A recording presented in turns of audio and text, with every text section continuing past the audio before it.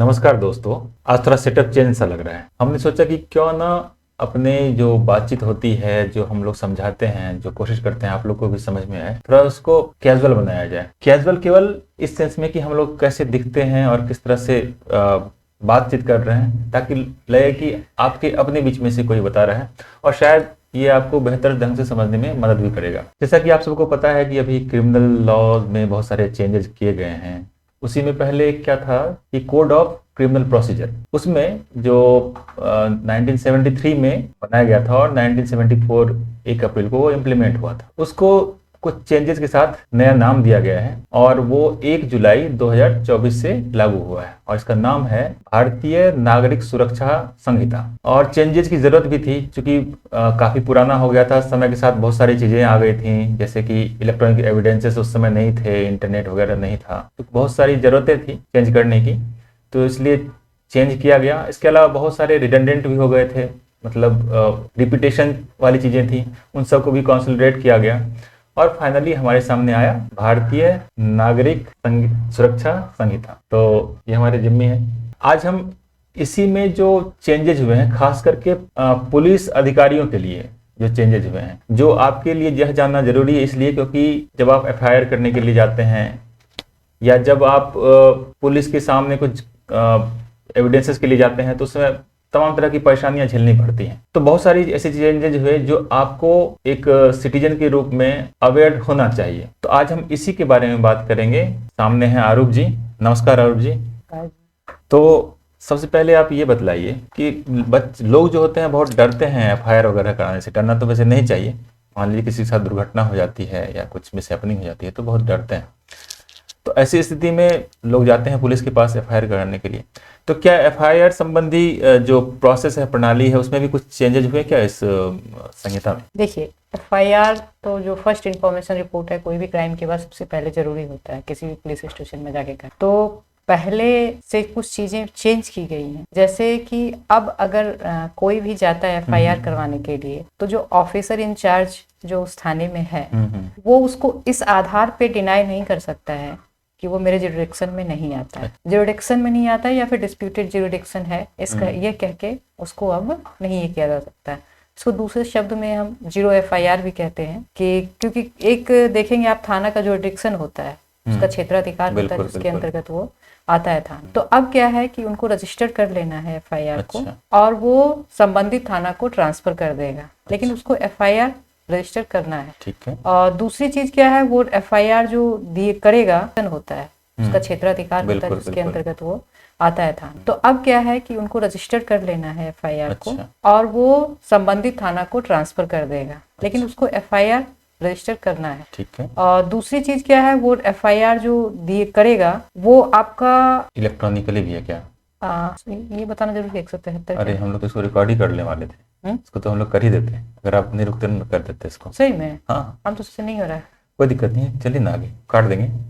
हाँ, तो ये जो है भारतीय नागरिक संहिता जो है, सुरक्षा संहिता जो है, उसमें 173 जो सेक्शन है उसके तहत इसको दिया गया है। सेक्शन 173। दूसरा चीज है कि जो भी एफआईआर करने वाले हैं, अगर हम जाते हैं तो हम या तो ओरली दे सकते हैं, रिटर्न दे सकते हैं, या फिर कोई इलेक्ट्रॉनिकली हमारे पास कुछ एविडेंसेस है तो वो भी दे सकते हैं, वो भी मना नहीं करेगी। तो इनको जो है विदिन आपको इनको जो है मतलब ये थाना को ये रिकॉर्ड को रखना है और इसके आधार पे एफआईआर इसको लॉन्च करना है। मतलब वो जो इलेक्ट्रॉनिकली मान लीजिए हमने मेल कर दिया तो मतलब 3 दिन के अंदर फिर रिटर्न में उनको साइन करके देना पड़ेगा। 3 दिन के अंदर साइन किया हुआ होना चाहिए। बिल्कुल, मतलब उसके पहले का नहीं। अगर थाने में जाके किए तो कोई बात ही नहीं। हाँ, लेकिन अगर कोई मेल कर दिया मान लीजिए, तो हो सकता है कि फर्जी भी कर दिया हो। नहीं, तो अब ये सवाल उठता है कि क्या जीरो एफआईआर पहले नहीं था? हाँ, ये मेरे मन में सवाल था ये कि जीरो एफआईआर तो शायद पहले भी था। हाँ, जीरो एफआईआर पहले भी था, लेकिन जो है अब क्या किया गया है, इसको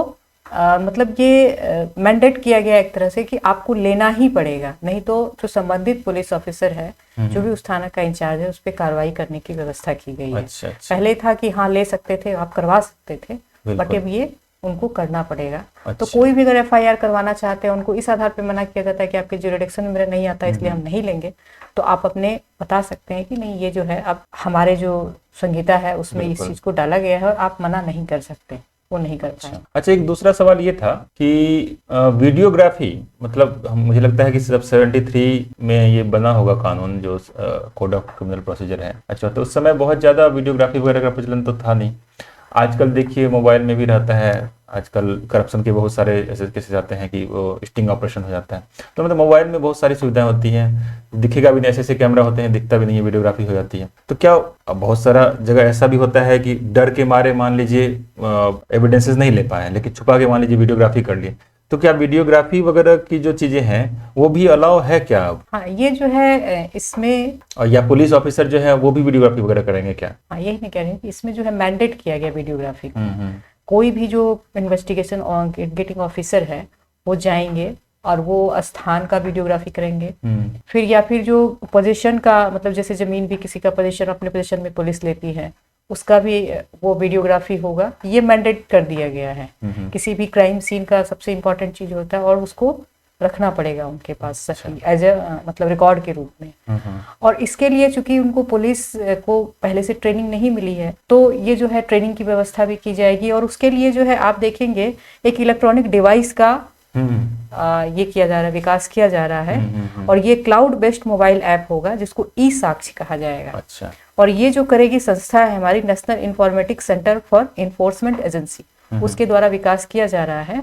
और ये जो है सारे जो ऑफिसर हैं उनको उपलब्ध कराया जाएगा और वो उससे वीडियोग्राफी करेंगे और सारे साक्ष्य के आधार पर रहेंगे। और संबंधित जो है जो इंचार्ज है उसको क्रिमिनल मतलब फिर जुडिशियरी जस्टिस सिस्टम सब जगह उस साक्ष्य के रूप में पेश किया जाएगा। अच्छा, मतलब वहां से सब लोग जो जुडिशरी है या फिर कोई भी जो इंफॉर्मेशन गैदरिंग वाले जो इस तरह की एजेंसी है, सब उस डेटा को ले सकती है। हाँ, वीडियो वाले डेटा को। हाँ, मैं वीडियो में भी बहुत सारा जैसे यूट्यूब में देखता था कि जैसे यूएस में पुलिस वगैरह है या फिर यूरोपियन कंट्रीज में है, वहाँ देखता था बॉडी कैमरा वगैरह यूज करते हैं, जैसे ताकि सब कुछ वो रिकॉर्ड होता जाए। अब बाद में ऐसा ना हो कि भाई कोई करप्शन कर रहा है या कुछ गलत तरीके से मार दिया, मान लीजिए गोली ही मार दिया, तो सारी चीज़ रिकॉर्ड होती रहती हैं कि सामने वाले कुछ नहीं कर रहे हैं।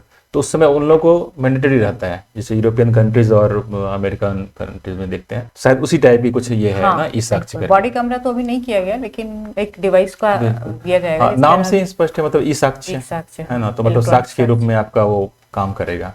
ठीक है, तो अच्छा ये बतलाइए। और ये सबसे बड़ी बात है, जियो टैग होगा और टाइम बेस्ड होगा। अच्छा। मतलब किस स्थान पे उसको किया जा रहा है और उसका टाइम कितना है ये भी आपका रहेगा। तो ये जो है एक इंटरऑपरेबल क्रिमिनल जस्टिस सिस्टम को डेवलप किया जा रहा है जिसमें डेटा का ट्रांसफर हो सकता है। अच्छा, वही इंटरऑपरेबल इसलिए बोल रहे हैं ना। हाँ, एक संस्था से दूसरी संस्था में वो ऑपरेट कर सकता है, मतलब उसको यूज किया जा सकता है साक्ष्य के रूप में। अच्छा, ये जो आम लोग होते हैं ना, उनको अरेस्ट से रिलेटेड बहुत सारे दिक्कतें हैं, मतलब समझ में नहीं आती कि अरेस्ट से रिलेटेड उनके क्या अधिकार हैं या पुलिस वाले के क्या प्रावधान हैं, किस तरह से वो अरेस्ट कर सकते हैं, नहीं कर सकते हैं। तो अरेस्ट वगैरह में भी कुछ चीजें चेंज हुई क्या नए कानून में? देखिए, अब जो किया गया अरेस्ट से संबंधित किया गया है कि अब जो थाना, जिस थाना में अरेस्ट करके लाया गया किसी व्यक्ति को, तो उसके सूचना को मैंडेटरी रूप से उसको जो है बाहर थाना के चिपकाना पड़ेगा। उसका नाम क्या है, एड्रेस क्या है, वो जो है किस ऑफेंस में अंदर आया है, मतलब उसको अरेस्ट किया गया है, ये मैंडेटरी किया गया है कि आप इसको जो है आप थाना के बाहर रखिए उसको, ताकि सब कोई उसको जो है देख सके। तो इसके लिए जो है कोई असिस्टेंट इंस्पेक्टर से नीचे का आदमी नहीं, सब इंस्पेक्टर, हाँ सॉरी, असिस्टेंट सब इंस्पेक्टर से नीचे का आदमी रिस्पॉन्सिबल नहीं होगा। उसको मेंटेन करेगा, प्रॉपर्ली डिस्प्ले किया जाएगा। और इस तरह से जो है डिजिटल मोड में भी, बोर्ड पर भी रहेगा, डिजिटल मोड में भी सारी जगह वो रहेंगे। तो मतलब वो अच्छा, जैसे कि दो जगह रहेंगे, डिस्ट्रिक्ट कंट्रोल रूम में रहेंगे। अच्छा, और जो थाना के जैसे पहले होता था कि पता नहीं किसको बुला के रख लिए, अरेस्ट किए बिना भी रख लिए, तो मतलब वो सारा रिकॉर्ड रहेगा, मतलब आम लोग भी उसको शायद देख सकेंगे ना, बिल्कुल थाना के बाहर जाके। तो एक मतलब कुछ स्क्रीन वगैरह भी अब तो डिजिटली भी हो सकता है कि डिजिटल मोड में भी हो सकता है या फिर चिपका के, किस तरह, दोनों तरह से, किसी भी तरह से हो सकता है, नाम एड्रेस सब कौन है नहीं है। तो ताकि जैसा कि आपने सुना कि ताकि पूरी जानकारी रहे, पूरी ट्रांसपेरेंसी रहे कि किसको गिरफ्तार किया गया है, कहाँ का है वो, उस पर क्या धाराएं चल रही हैं, किस क्राइम में वो गिरफ्तार हुआ है। ठीक है, तो अच्छा ये बताइए कि कुछ होता है क्या, बहुत डिले करते हैं जो पुलिस यह बोला जाता है कि पुलिस वाले या फिर जो कानून की एजेंसी है बहुत डिले होती है ना उसमें प्रोसेसिंग में।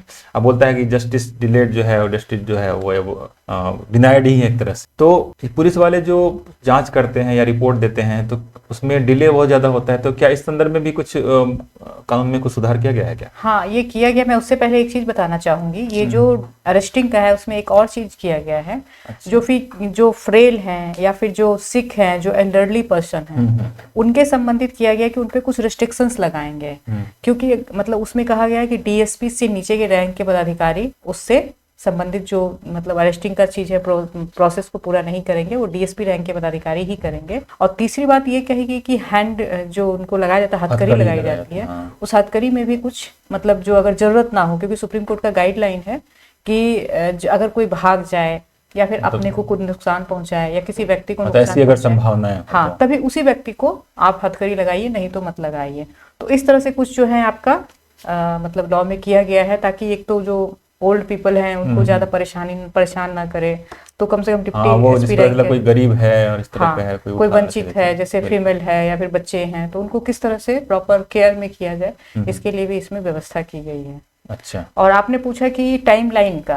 हाँ, तो टाइम लाइन का तो पहले था कि जो मेडिकल जैसे रेप केसेस है, इसमें मेडिकल एग्जामिनेशन के लिए सबसे पहले तो रजिस्टर्ड डॉक्टर होना मैंडेटरी किया गया है। कोई भी रजिस्टर्ड प्रैक्टिशनर डॉक्टर ही उसको रेप केस में मेडिकल रिपोर्ट दे सकता है। और ये जो रिपोर्ट है आपको विदिन 7 डेज आईओ को देना पड़ेगा। बिल्कुल। कोई भी रेप केस का जो ये है टाइमलाइन इसके लिए दिया गया है। और दूसरी ये जो पॉक्सो से संबंधित जो केसेस थे, बच्चे वाला जो है, हाँ बच्चे वाले, उसमें अब 2 महीने के अंदर सारा केस को निपटारा करने के लिए इस व्यवस्था किया गया है। नहीं तो काफी लंबा समय चलता था। हाँ, उसमें कोई टाइम लाइन पहले नहीं था, सिर्फ रेप केसेज में था, लेकिन इसको पॉक्सो में भी डाला गया है कि अब जो भी उसके अंतर्गत केसेज होंगे उसको अब 2 महीने के अंदर इसको मतलब ये करना है, उसको डिस्पोज करना है। अच्छा। तो इसके लिए देखिए क्या दिक्कत होगी, डॉक्टर को भी सेंसिटाइज करना पड़ेगा कि आप जो है मतलब वो सेंसिटिव होंगे तभी काम को सही से कर पाएंगे। हाँ, उनके लिए भी टाइम लाइन तो जरूरी है ही ना। तो वो भी सेंसिटिव होने चाहिए, वो समझना चाहिए कि कितना जो सेंसिटिव केस है, और किसी का रेप केस हो या बच्चे से संबंधित, पॉक्सो में जितने भी बच्चे से संबंधित केसेज हैं, तो इस चीज को पूरा डॉक्टर थोड़ा सा सेंसिटिव होकर काम करेंगे तो काफी ये रहेगा। अच्छा। तो एक और ये सवाल मन में आ रहा है कि जैसे पहले क्या होता था कि बहुत सारे ऐसे एक्ट लगा दिए जाते थे नॉर्मल केसेस में भी जो कि टेररिज्म से रिलेटेड होता था। तो आम लोगों के लिए अगर मान लीजिए कुछ उस एक्ट में चले गए तो कुछ तो सुनवाई भी तुरंत नहीं होती थी, तो बहुत कठिन था वो, आम लोगों के लिए दुस्वप्न जैसा होता था। तो क्या उसमें कुछ सुधार किया गया है क्या? ये टेररिस्ट से संबंधित जो यूएपीए धारा है, जो यूएपीए एक्ट है, उसमें जो है टेररिस्ट से संबंधित जो दिया गया प्रोविजन, उसमें ये कहा गया है कि एसपी से नीचे रैंक का कोई टेररिस्ट केस है या नहीं है टेररिज्म से संबंधित, उसमें एसपी से नीचे रैंक का पदाधिकारी पहली बात उसको नहीं बता पाएगा, वही उसके अंतर्गत रजिस्टर करेगा। हालांकि उसके लिए प्रॉपर कोई गाइडलाइन नहीं दिया गया, वो आपके डिस्क्रिप्शन पे है, अब डिस्क्रिप्शन के आधार पे जो उस एक्ट में क्या क्या कहा गया, क्या क्या प्रोविजन है, लेकिन ये निर्णय लेने का अधिकार जो है वो एसपी को है, उससे नीचे के पदाधिकारी का नहीं है। तो इसमें टेररिज्म केस में यही किया गया है आपका।